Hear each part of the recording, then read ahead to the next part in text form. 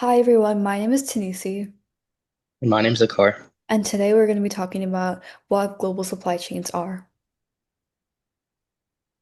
So, let's say that someone wants to manufacture their clothing in Malaysia, but they want to sell them in the US. How do you think it's going to work? Well, there is not an issue because we can do this through global supply chains. So, what is a global supply chain?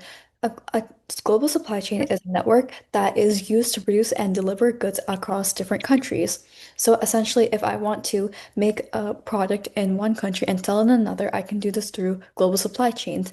And what do they involve? They involve raw materials, manufacturing, transportation to get the product from one place to another, as well as warehousing and the final delivery. So, adding on to my example that I just gave, let's say a cotton shirt might start in India with the cotton farms that are there and it's manufactured there, and they want to get the shirt made in Vietnam. So they're gonna transport it using one of the bullet points I just addressed. They're gonna transport those materials to Vietnam, get the shirt made in a factory, and then they can again transport to the US to be sold in stores over there.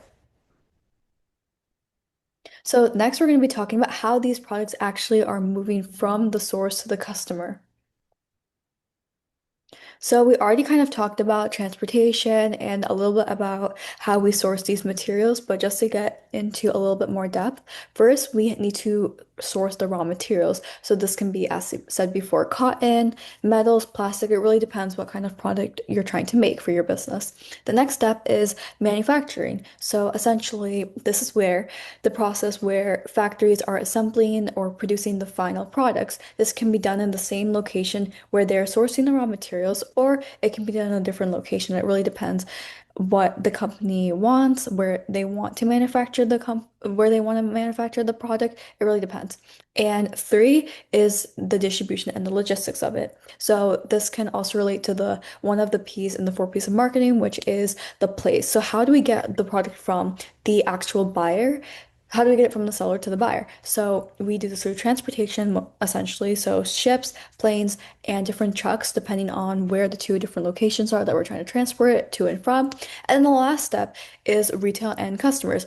So this is the last step of the global supply chains, and this is where the products are reaching the stores and how they could either be sold in person at the final destination to the customers or sold online.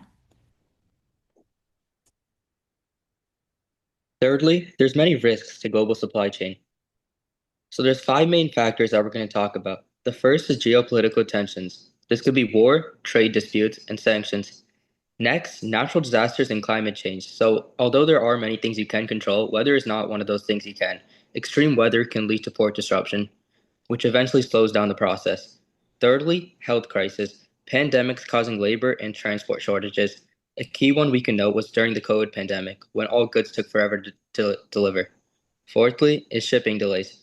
Port congestion, strikes, container shortages all make shipping even longer than they already are. And fifthly, is economic instability. Inflation, demand shifts, currency swings all affect global supply chains. An example would be due to extreme heat in India, bananas were not good. This affected the supply of bananas for the rest of the world. Although this is something we couldn't control, this really slows down the global supply chains and how something gets from the raw materials to the manufacturers to then to the retailers. And fourthly, why it matters to you.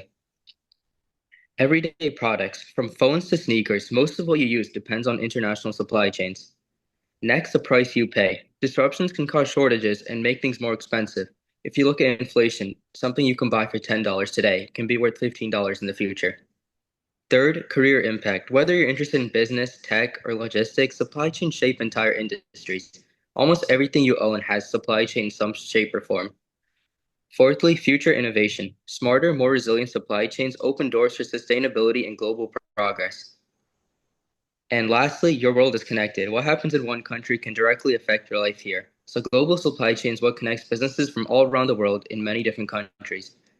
Another example, going back to the COVID pandemic, the reason why many items like food, gas, and cars increased substantially was because of the shortage and how long it took from it to make it from the manufacturer to getting it to the goods and the hands of the consumer. And thank you so much for listening. If you have any questions, please feel free to reach out.